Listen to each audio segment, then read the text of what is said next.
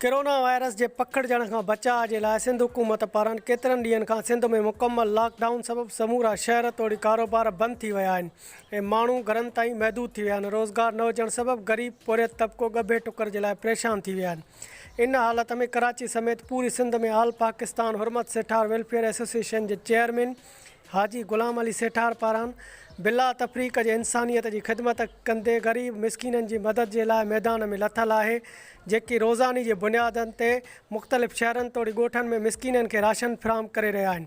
उन सिलसिले में हसवा पारां अॼु खानपुर में मुख्तलिफ़ ज़ातियुनि सां लाॻापियल गरीबन मिसकिननि बेवाहन में राशन विरायो वियो। उन वक्त हसवा खानपुर की टीम तारिक सेठार, गुलाम अब्बास सेठार, सफ़ीउल्लाह सेठार, दूल्हा दरिया खान सेठार, मोहसन खान सेठार, गुलशेर सेठार, हजूर बख्श सेठार ऐं ॿिया पिण मौजूद हुआ।